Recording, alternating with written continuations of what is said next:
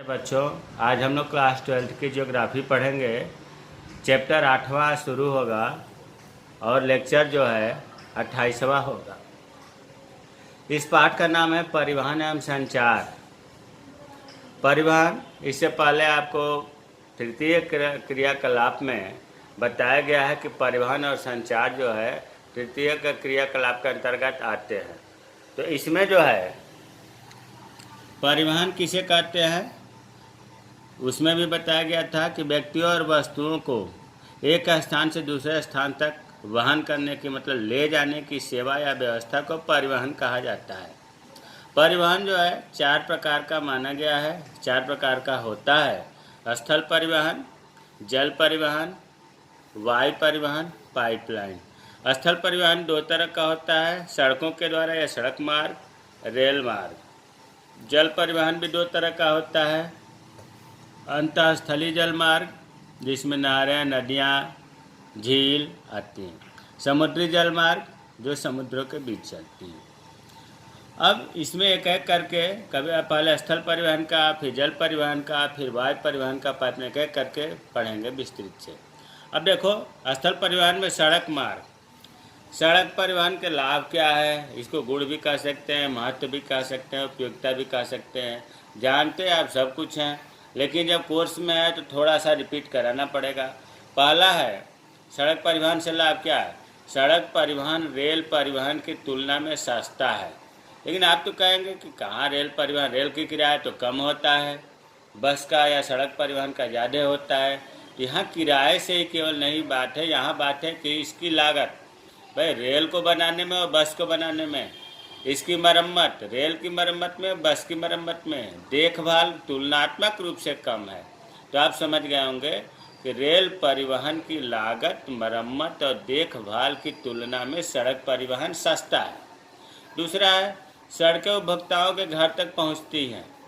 Train आपके घर तक नहीं आ पाती है, लेकिन सड़कें जो है कारखानों तक, उपभोक्ताओं तक बनी हुई होती हैं। कोई भी कच्चा माल है सीधे कारखानों तक पहुंच जाता है सड़कों के माध्यम से, और कंपनी से या वहां से उत्पादित सामान को उपभोक्ता के घर तक सड़क मार्ग के द्वारा पहुंचता है। तो ये भी फ़ायदा है। कम दूरी के लिए उत्तम है। मान लो यहाँ से 2-4 किलोमीटर जाना हो तो सड़क परिवहन से जल्दी आदमी पहुँच जाता है, आसानी से सामान पहुँच जाता है। ट्रेन का इंतज़ार करने में टाइम ज़्यादा लगता है। चौथा है शीघ्र नष्ट होने वाली सब्जियों, फल और दूध के लिए अत्यंत उपयोगी है। जो जल्दी नष्ट होने वाली हैं सब्जियां, फल, दूध, सब्जियों को ट्रक की खेती भी करते हैं। इस सड़क मार्ग के द्वारा ही तो संभव है, क्योंकि इन्हें मंडी में जल्दी से जल्दी पहुंचाना होता है, जो सड़क मार्ग के द्वारा ही संभव है। कहीं भी कभी भी समय स्थान की पाबंदी नहीं। सड़क परिवहन से हम कभी भी किसी भी टाइम कहीं भी हम जा सकते हैं। कोई ऐसा नहीं है कि आप उस सड़क पर नहीं जा सकते, इस सड़क पर नहीं जा सकते। ये सड़क परिवहन के आपके लाभ हो गए या उपयोगिता हुआ। सड़क परिवहन के बाद रेल परिवहन। रेल परिवहन के क्या लाभ है या क्या उपयोगिता है।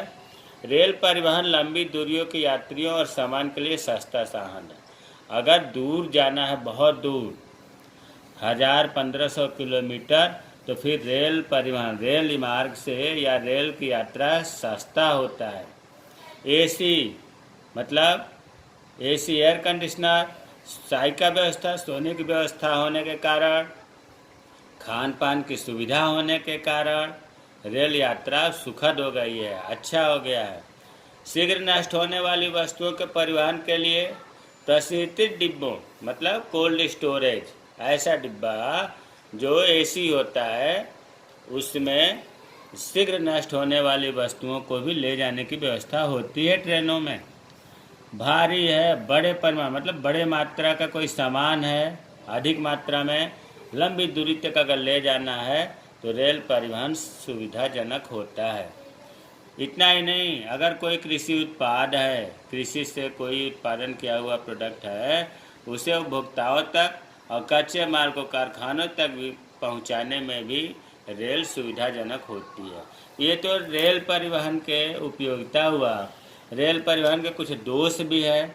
दोष तो सबसे पहला दोष तो यही है कि कि रेल मार्ग बनाने में, मतलब पटरी बिछाने में, स्टेशनों को बनाने में, प्लेटफार्म बनाने में, डिब्बों को बनाने में, उसके रख रखाव में बहुत ज़्यादा पूंजी की ज़रूरत पड़ती है और कर्मचारियों की भी ज़रूरत पड़ती है और कर्मचारियों को वेतन भी देना पड़ता है।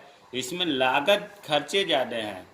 दूसरा दोष इसका यह है कि पर्वतीय पहाड़ों पर या मरुस्थलीय जहाँ रेत ज़्यादा है वैसे क्षेत्रों में रेल मार्ग बनाना कठिन कार्य होता है, क्योंकि जितनी ही उबड़ खाबड़ ज़मीन होगी उतने ही लागत ज़्यादा आएगी। अधिक वर्षा वाले स्थानों पर या अधिक जहाँ हिमपात बार बार बर्फ पड़ता है वहाँ पर भी रेल परिवहन संभव नहीं है। तो ये आज जो है पहला आपका परिवहन के प्रकार में स्थल परिवहन, जिसमें सड़क मार्ग रेल मार्ग के गुण दोष पढ़े हम लोग। जय हिंद, जय भारत।